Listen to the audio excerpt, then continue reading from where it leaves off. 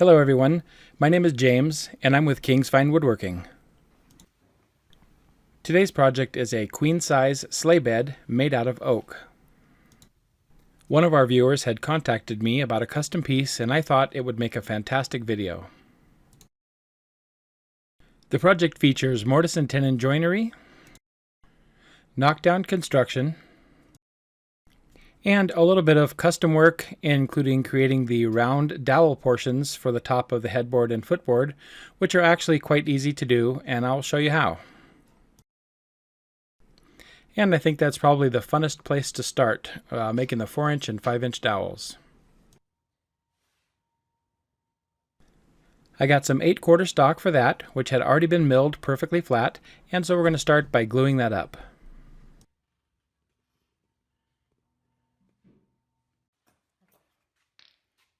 I always make a point of putting glue on both sides of every joint surface. That way there's never an area that's starved of glue and we have the strongest possible joint.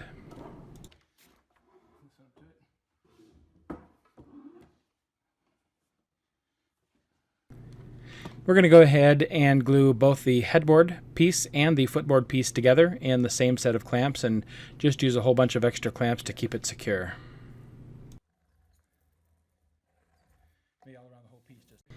I should note that while it is important to make sure that every surface is thoroughly glued, it's equally important to have a very tight glue joint. So this means using a lot of clamps and applying a lot of pressure to get all of the excess glue out. You don't want any thick areas in there with glue. The glue is strongest if it's a very thin layer between the two surfaces. Okay, we let that set up overnight, and now I'm going to my jointer. And I'm going to take each of these blocks of wood over there and we're going to try to get one side jointed perfectly flat. Once we've established that the bottom side is perfectly flat, we'll take and rotate this board 90 degrees so that the flat side registers against the fence. And we'll make sure that it stays tight against the fence. That way when I joint the edge that is now the bottom, it's at a perfect 90-degree angle there. That perfect 90-degree corner now will rest against the table saw bed and against my fence. That way, when I rip the opposing side off, I will have a perfectly parallel piece of wood.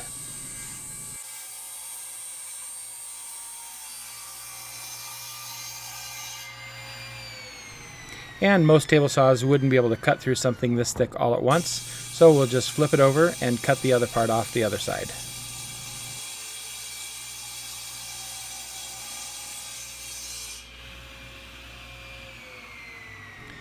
Then, in order to get a perfect square, you must leave the table saw fence the same distance from the blade that it just was.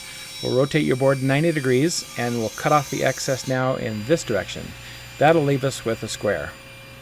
And once again, of course, we're going to have to cut part way through, flip the board over, and cut the other half. If your table saw is tuned up nicely, it will cut this off perfectly and you won't even be able to detect that there is a seam there. And remember, for maximum woodworking enjoyment, it is important to shake thin, flimsy pieces of wood like this after you make them. Okay, now I'm going to cut the excess length off of the ends of both sides to kind of square it up. Once again, I'm going to have to flip the board over to get all the way through something this thick.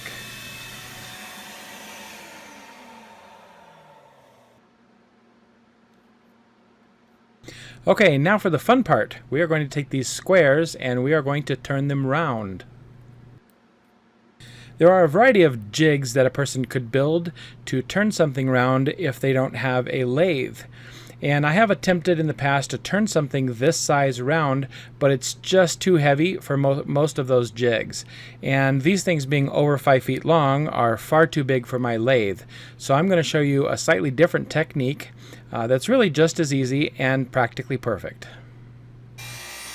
The secret was to start by marking our perfect circle on the end, and then I'm going to set my fence up and I'm going to sight very carefully as I make my first cut. I'm going to set my saw at 45 degrees and make my first cut and all the subsequent cuts so that it's just outside of the pencil line of the circle.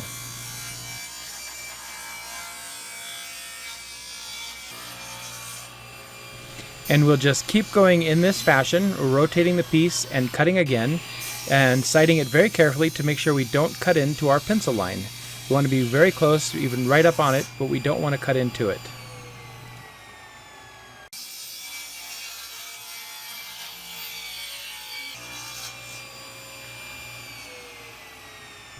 And just like that, 4 cuts later at 45 degrees, and we have developed an octagon.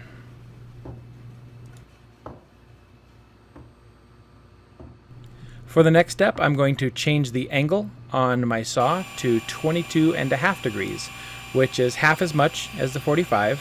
I've got to move the fence back just enough so that when I make this slice, I also come right up next to the pencil line, but I don't cut into it.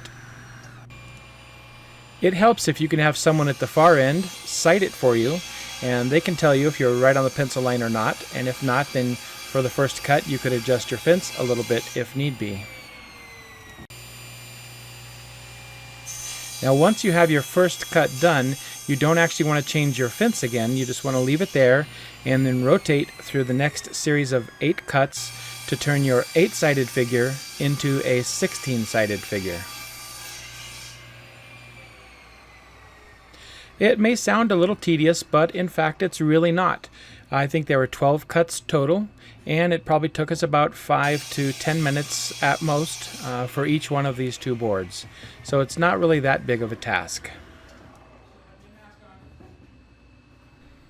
At this point, we've achieved something that is very nearly round. The next step is pretty straightforward. I use my low-angle jack plane, and I am just going to plane off all of the high points, the pointy parts of the angles. I can keep an eye on where I'm cutting and make sure I don't actually cut down through my pencil line. And if you happen to have built one of my vices like I have here, it's a pretty big, beefy, massive vise, and it'll easily hold one of these boards on end, or at the end, so that you can plane it pretty easily. So my daughter helped me out. This part was a little slower. It probably took us half an hour to an hour to plane it down. I planed one and she planed the other one for me. Once that part was done, we could have considered it perfect, but just to make it absolutely perfect, I went ahead and decided to sand it. Now, I'm actually using 40 grit sandpaper here. This is very aggressive paper because I want to sand very fast.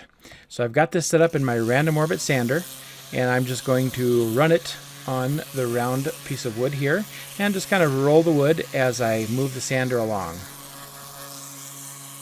With this grit, I think it took me 2 or 3 minutes to get all the way across the board, and it was pretty much perfect.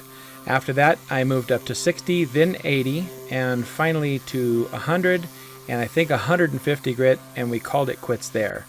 After we did the 40 grit, for all the higher grits, I made sure that I went with the grain to make sure we didn't leave any scratches. Now that wraps up the 2 big dowels for the headboard and the footboard.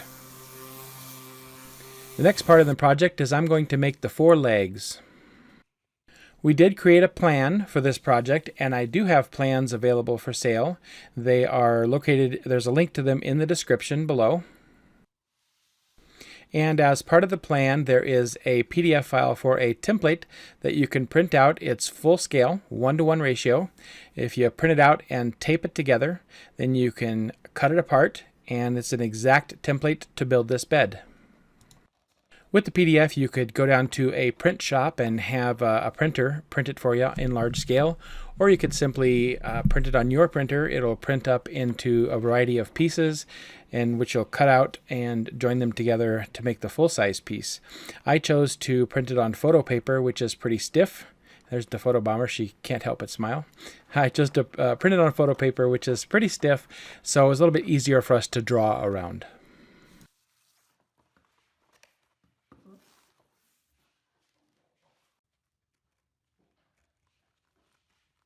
And it's actually a pretty straightforward project. It's very easy to do. In fact, Sai printed and taped together and cut these pretty much all by herself.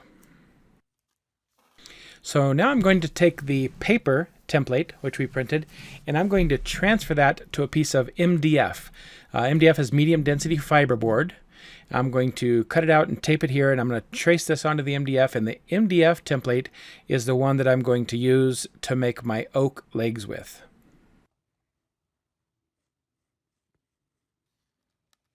The parts that you see me cutting out here are going to be locations for the mortises.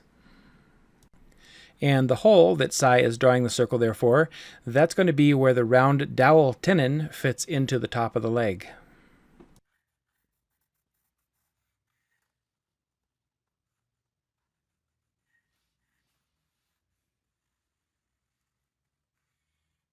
Once the tracing is fully done, we will untape our paper template, and we'll have our proper template sketched out on our medium density fiberboard.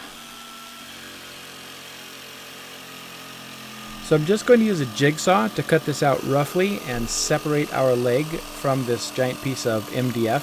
And then I'm going to take it over to the bandsaw to cut it a little more exact.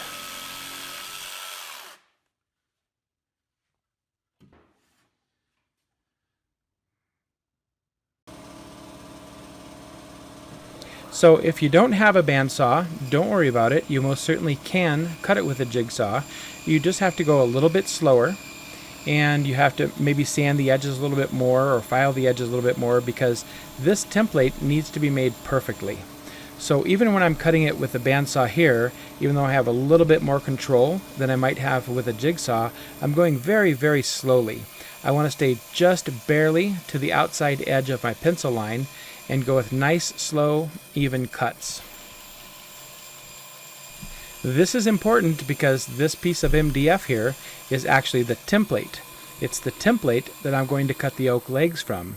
And I'm going to use a pattern cutting router bit on my router table to cut the oak legs from this, so that all of the legs are going to be absolutely identical since they're cut from this one template.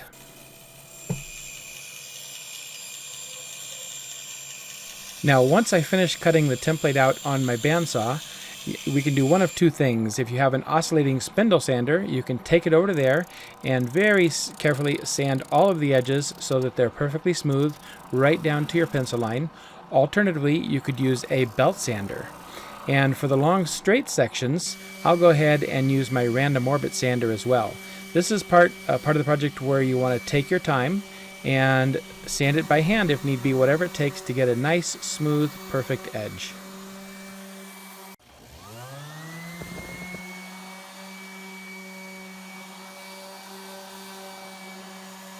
Once you're satisfied that your template is just the way you want your oak to be, then we'll take it over to our oak board and we'll trace it out on the oak.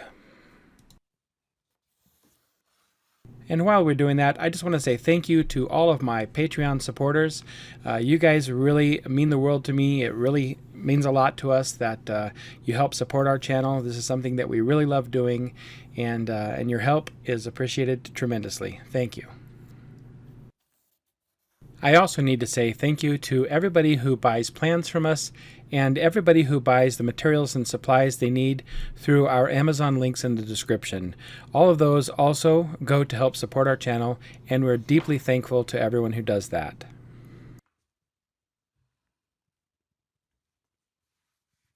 Now, I know I did say we were going to cut this out with our template or pattern cutting bit on the router table, but before we do that, we have to get it down to size a little bit closer than what it is now.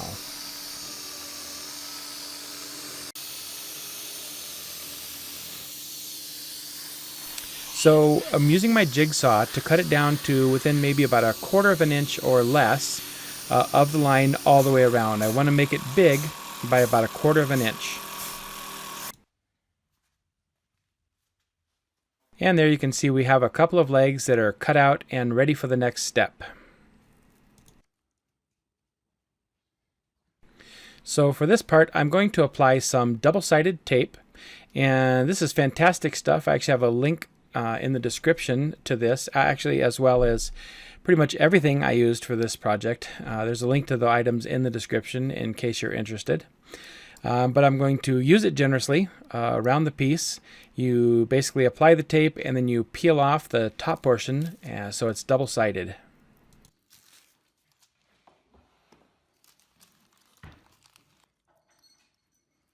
It's actually very strong tape, and I tend to always underestimate the strength of it, and that's kind of what I did here too, which you'll see coming up in a minute.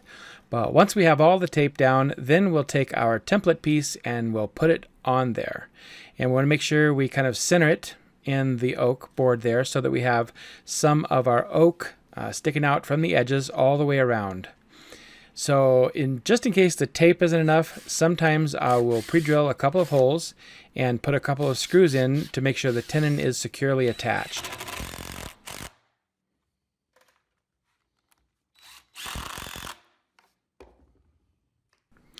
Now I'm going to take the time to do one extra small step.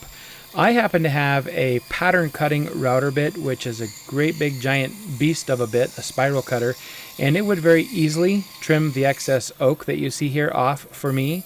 But in the event that you just have a standard flush cutting bit, something with maybe carbide 2 blades, then you're going to want to get your oak cut very closely to your template. You don't want to have to overwork your router, and you don't want to have to overwork your router bit.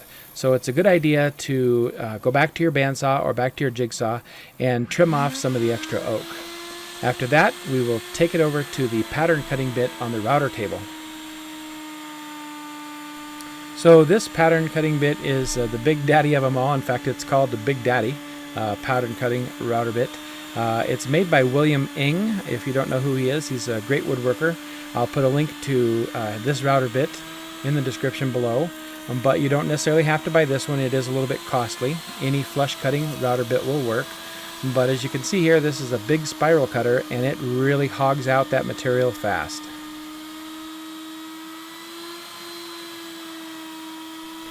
And now you can probably see why we took the time to make our template, the MDF template, so perfect. Because what we get in terms of our oak finished piece here is an exact replica of what the template was. So the more time we take to make our template perfect, the better off our oak will be in the end.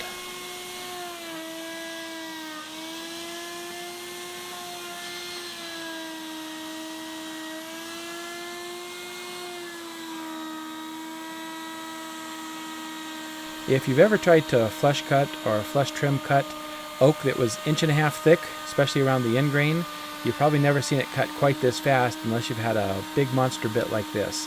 So it definitely has its advantages, and if you were to do a number of projects like this, it might be worth the investment.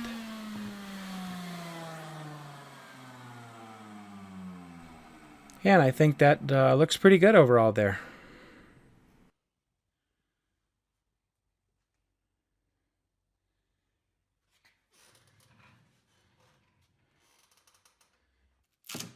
So this is what I was talking about earlier. I tend to underestimate the strength of this tape. I'm always worried that a piece will separate, so I always feel like adding 1 or 2 or 3 more pieces, and in the end I have to wrestle to get my template free from my board. Then we just take our time and remove all of the excess tape off of there before the next step. You can see in the background the shape of that pattern cutting bit there now with it's got 6 different spiral flutes on it, which makes it a pretty quick cutter.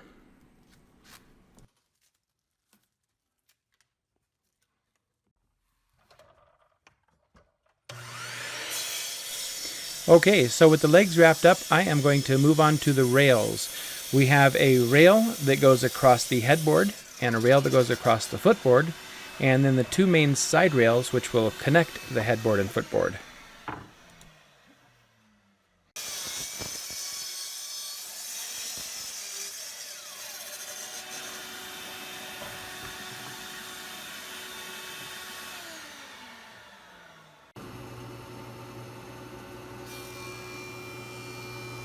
Once I cut them to length, the first step for me to do is joint one edge perfectly straight, and then I will take them over to my table saw and rip them to width.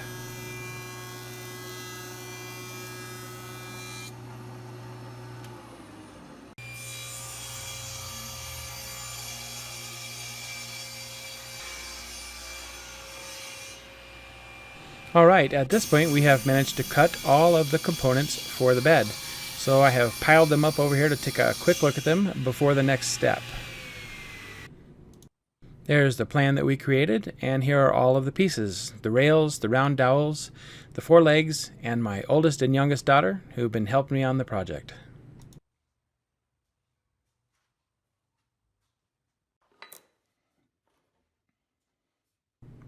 So now it's time to do a little bit of layout so that we can start creating our mortises. I'm going to take care to align the 2 legs up together. I think these are the footboard legs. And this is another reason why it was important to use that template piece. That way both of these are exactly the same, so that I can line them up together on top of one another, and then I can draw the lines, and the lines end up being in the exact same orientation.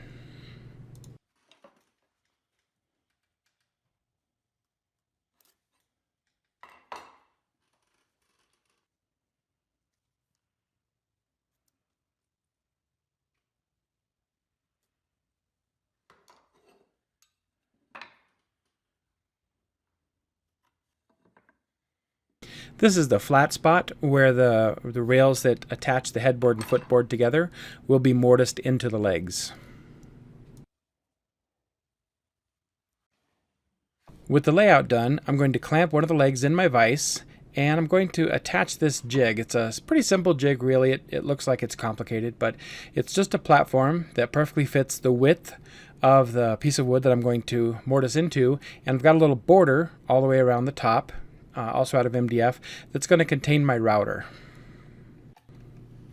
I just need to get it positioned from left to right and then clamp it down securely, and I can get my plunge router and make my mortises.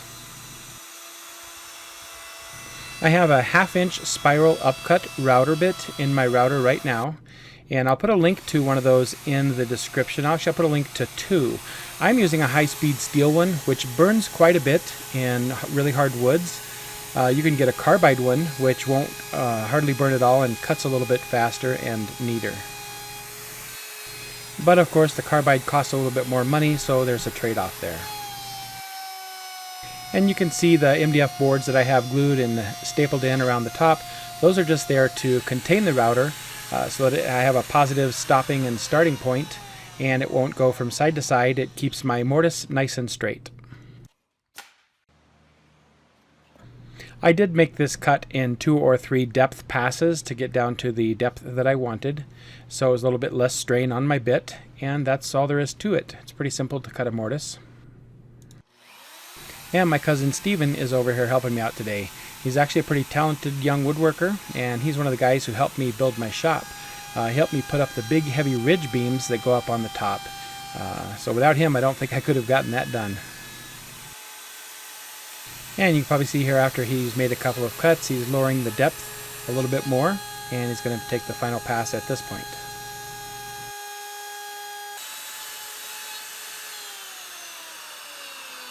I always like to let the router come to a full and complete stop before I take it out of the jig.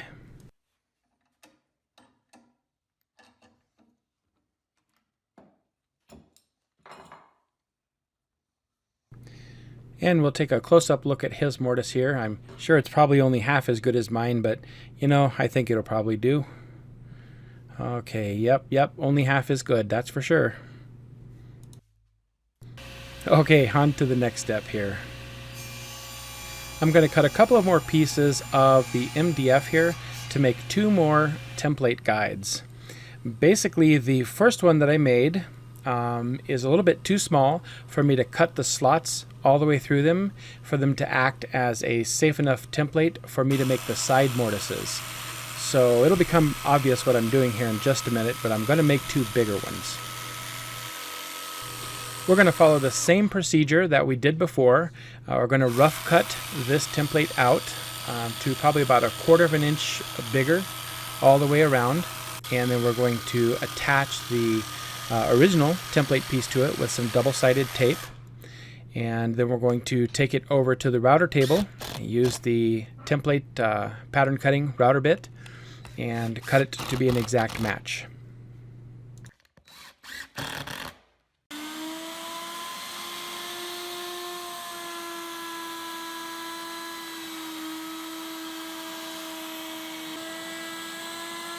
And for this particular template, I only really need the very front side.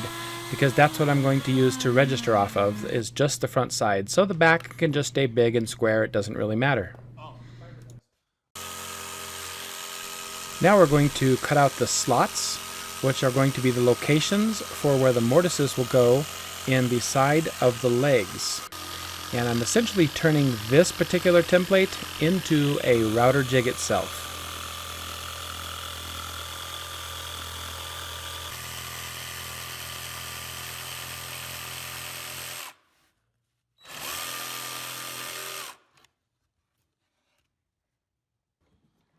And that's really all there was to it. I just wanted something bigger than the original template that I cut, something with more distance in the back.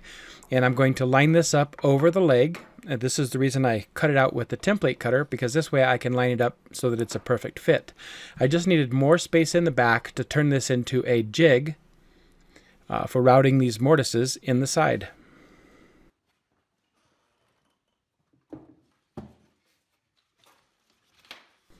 And if you happen to buy the plan, all these steps will be covered, so it'll be pretty straightforward. So I'm just testing the fit of my flush cut bit. It fits that slot nicely. And with my flush cut bit in place, I'm going to line up the fence that I'm going to put as a stop in the back. And I'll do a quick check. I'll see if I can slide this all the way across.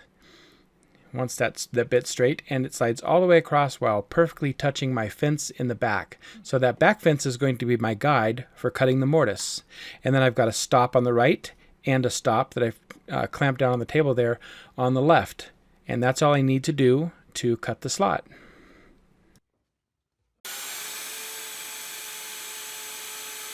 We're going to cut it just the same way we did before with my plunge router. We're going to plunge in maybe a quarter or an eighth of an inch at a time and just cut across real slow. It's important to make sure to keep firm pressure on the router so that it stays back snugly against the fence at the back.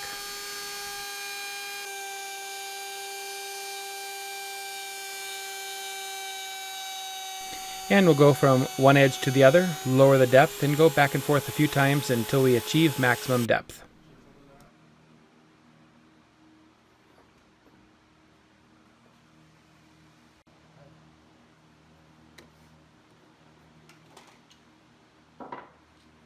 And that's it. It's pretty straightforward.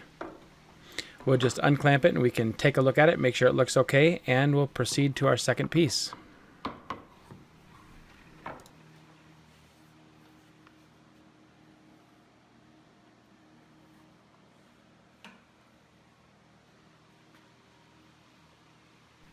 After the long mortise, which holds the panel for the headboard and footboard, we also have to do the short mortise, which holds the cross rail.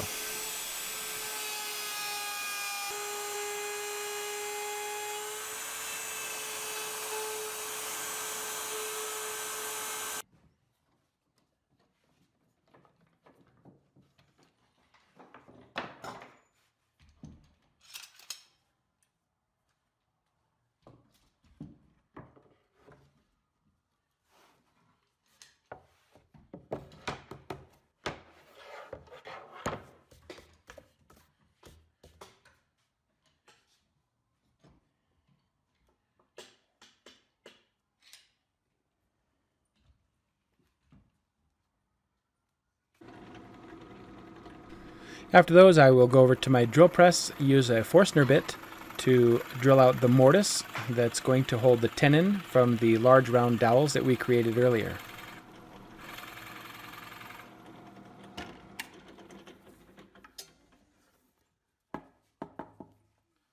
You reuse all these screws, yeah?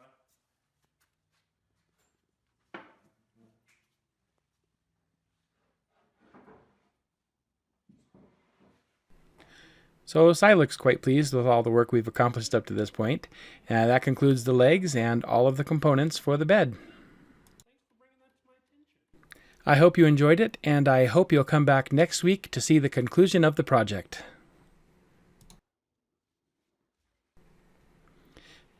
Thanks for watching.